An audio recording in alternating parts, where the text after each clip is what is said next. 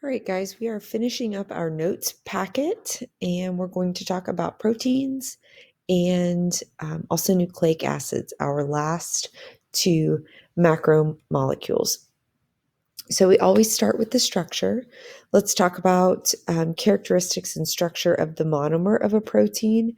First, let's learn its name. The monomer of a protein is called an amino acid. And you have two pictures, one right here and then another one down here of an amino acid. Notice the similarities. There is always what is called the central carbon. So right here in the middle of the amino acid is the central carbon. And off of that, we know carbon forms 4 bonds to neighboring atoms. So off of the central carbon, there are 4 sort of groupings. Same thing down here, central carbon, 1, 2, 3, 4 groupings off of that central carbon. So there is an amino group. And notice the amino group has nitrogen in it. And so we've been looking at molecules, carbs and lipids that just have carbohydrates, or I'm sorry, they just have carbons, hydrogens, and oxygens. But now we're getting ready to start to see some of those other important elements. So we see nitrogen here in the amino group on one end of the central carbon. We see something called a carboxyl group on the opposite end of the central carbon. It's really called a carboxylic acid. So that's where the amino end and the acid end come from. You have a hydrogen filling up one of the third bonds off of the central carbon.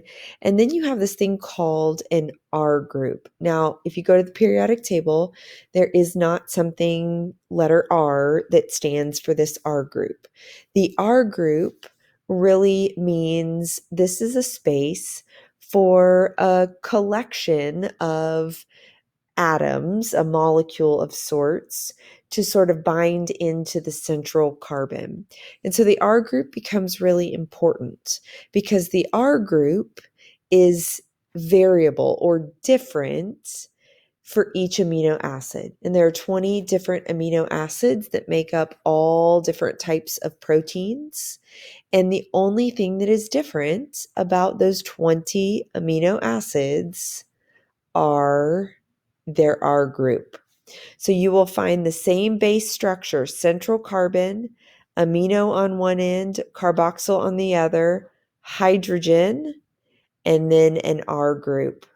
So let's look at a few of the R groups, knowing that R groups give properties to the specific amino acids. And we'll talk about this last bullet a little bit more in class. But basically, because the R group is the only thing that is different between all 20 amino acids, whatever properties that R group has, the amino acid now has as well. So here are those 20 amino acids. And so you can see the only thing that is different on all of these is in this yellow box, the yellow shaded. These are the R groups that change on each amino acid. If you look at the base structure, central carbon, amino group, carboxyl group, hydrogen, this is the same for everything on here. The only thing that differs is what is in the shaded R group area. So all of these amino acids have R groups that have lots of hydrocarbons, and so they are nonpolar. All of these have R groups that are polar. And then all of these have R groups that actually carry a charge, either a positive or negative charge, making the overall amino acid pick up those properties. Let's talk about the polymers. The polymers are called polypeptides because the bond type that holds amino acid to amino acid is called a peptide bond. So if we get polypeptides, many peptides holding amino acids together, we get the polymer form of the protein. Now, peptide bonds are just another specific type of covalent bond specific to the world of protein. But here you can see in this colorful picture, each one of these colorful dots represents an amino acid, and they are then linked together by peptide bonds. Here we see the same thing, but in the molecular form. Here's one amino acid. Here's another amino acid. If we link those together, still through dehydration synthesis, we form a bond between the two. That bond is a peptide bond. Now, the trick with the polymer of proteins is that they have to fold up into a three-dimensional shape before they can actually do anything. So we have to take a moment and consider, how does a big long chain of amino acids, which to me looks like a big long chain of beads right here, how does that fold up into a 3D shape that can be functional? So let's follow this chain of amino acids and watch how it folds up. So there are 4 levels of folding. And the good news is they're named for basically first level, second level, third level, fourth level. So primary is the first level of protein structure. And really, we don't see any folding happening. This is the linear string of amino acids that are held together by peptide bonds. So everything up here that sort of looks like a beaded necklace, this is the primary structure of a polypeptide. Now, the primary structure will begin to fold into some neat patterns. They're called alpha helixes and beta or zigzaggy pleats. So the primary structure will start to fold into or shape into these little spring-like shapes called helixes, and or these zigzaggy patterns. This is the secondary level of folding. And so this, we find the characteristic shape of the alpha helix and the beta pleats, but this level is held together by a whole bunch of hydrogen bonds. And you can see these hydrogen bonds, there's an H right here, there's an H right here, there's an H right here, an H, an H. So those hydrogen molecules bond out to their neighboring negative oxygens. So here, little dashed line is a hydrogen bond, another hydrogen bond, another hydrogen bond. Over here, we can see them between the O and the H, hydrogen bonds, holding the molecule together into these patterns. Well, once we get our amino acids close enough to each other by folding them into helixes and pleats, the R groups get close enough to each other that they start to interact. And so as they begin to interact, the helixes and the pleats sort of start to fold in on each other and create this three-dimensional third or tertiary level structure. Now, once we hit a tertiary structure and we have a 3D protein, this protein can be functional, but the protein must fold to this third level or else it's not going to be functional. Now, the bond type here that's important to associate are bonds that involve sulfur. So they're called disulfide bridges, and this is linking two sulfurs together. Tertiary structures can combine with other tertiary structures to create the fourth level or the quaternary level of a protein. Not all proteins have a quaternary structure. Most do, most complex proteins do, but some don't. And so the quaternary level is not essential, but you must fold. If you're a protein, you must fold up into the tertiary level at minimum to achieve a 3D shape. Proteins are really sensitive to being broken down. And so we have this concept called denaturation. This is when a protein breaks down, it's denatured, And really, what we mean is that it falls out of its third or tertiary level structure. And so, because it falls out of that third level, it is no longer three-dimensional and thus no longer functional. Some proteins can refold into a third level again, but most cannot. And so the last bullet that you can see are the things that can denature a protein. Temperature, heat is a big one. pH changes are big denaturers. And then a change in salinity, which is salt, which really impacts the ions that float around the protein. So here is a picture of a folded protein in its tertiary structure. If it starts to unfold, it has become denatured. It is no longer functioning. Here's a good example of, if you've ever cooked an egg, watching protein denature. When you apply heat to an egg, and visually what you can track is the white of the egg goes from this kind of clear protein to cloudy to white. And so as this changes, as the protein starts to break down because of the temperature, it actually changes color and it changes consistency. It becomes very, very firm. And so an egg that is cooked is really a protein that has been denatured. It's impossible in this case to reverse that process. You can't uncook an egg. So there's a great example of a protein that once it has become denatured cannot go backwards. Proteins do a whole lot of things.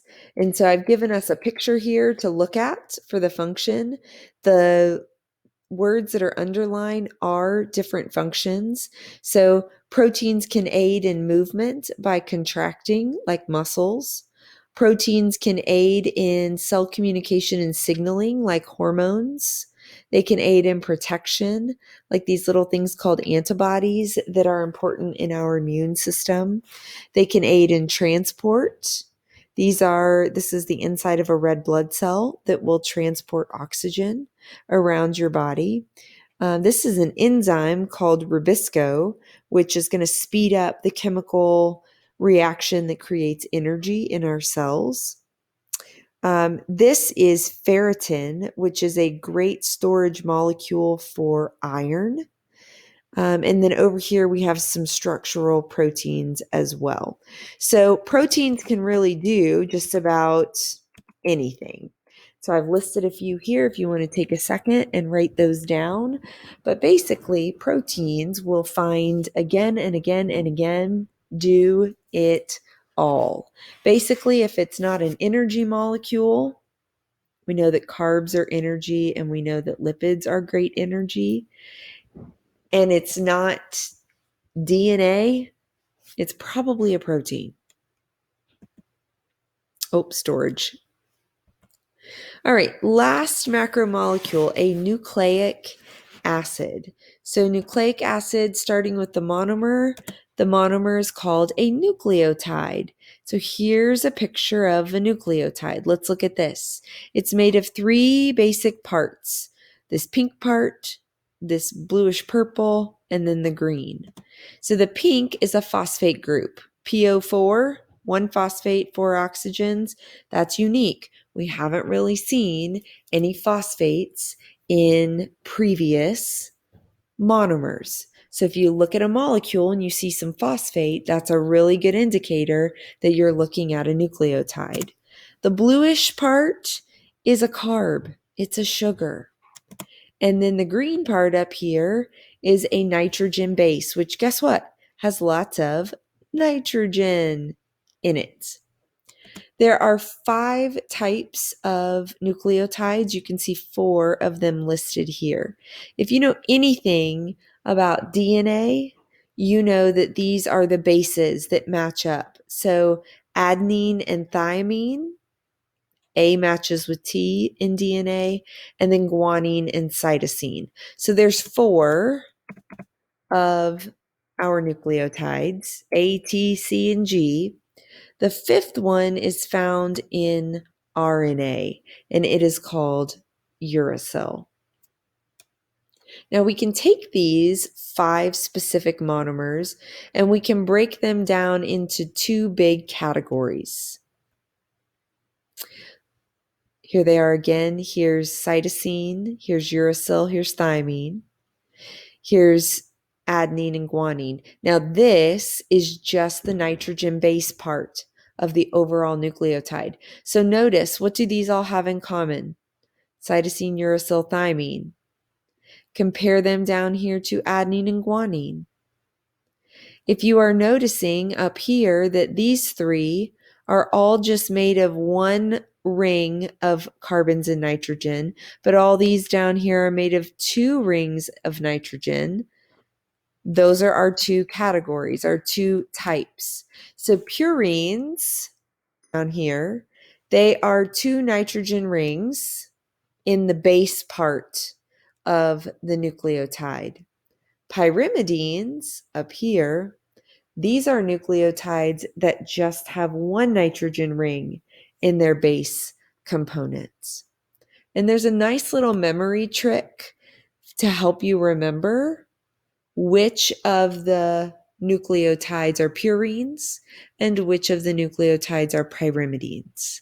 And that memory trick is thinking pure as gold. So a purine is A adenine, G guanine. And then pyrimidines are everything else. So purines, adenine and guanine, pyrimidines, all the rest. Cytosine, thymine, and uracil. The polymer form of a nucleic acid takes nucleotides and bonds them together. Now, the bond type here that sticks monomer to monomer to monomer is called a phosphodiester bond. The 2 names of the polymer forms of nucleic acids are the only 2 polymers. So we just kind of call them what they are: DNA and RNA. So DNA stands for deoxyribonucleic acid. And here are some characteristics of DNA. The sugar part of the nucleotide is made of a sugar called deoxyribose. There's our OSE, sugar, carbohydrate. So the sugar in DNA is deoxyribose. DNA is double-stranded. And our traditional bases here are adenine, thymine, cytosine, and guanine.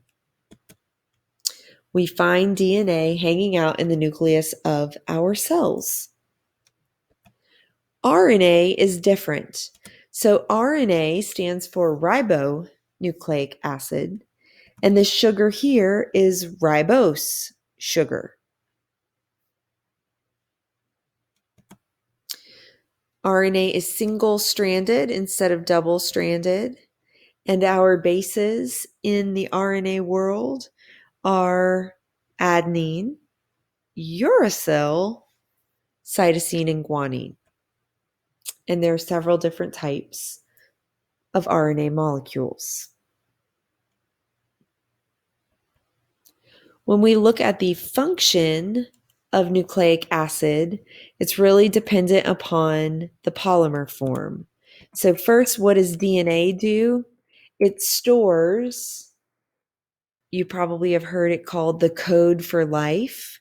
Well, really what it is storing is the genetic code that proteins are created based off of.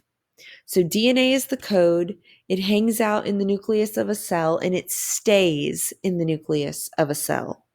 So in this diagram, here's our double-stranded DNA that exists within this protected nucleus in the overall cell.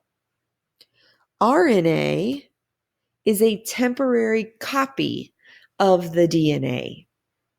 Now here is some mRNA. I told you there's different types of RNA. Here's one type called messenger RNA. Maybe you learned about it last year. This is a template copy of the DNA. And this is small enough because it's single-stranded that it can get out of the holes in the nucleus and it can leave the nucleus. And it comes out here and it lands on a ribosome, which, fun fact, the ribosome itself is made of another kind of RNA. And that RNA is read on the ribosome and is used to create new proteins, link up amino acids. So the function of nucleic acid is dependent upon whether we're talking DNA or RNA. And then notice even your nucleic acid that is RNA has a connection back to the previous macro that we just talked about, proteins. So we'll see protein synthesis as we move forward this year heavily relies upon DNA, RNA, and the process of linking together amino acids to make proteins and then fold them up into functional proteins. All right, when you are done with that note, you are finished with this notes packet.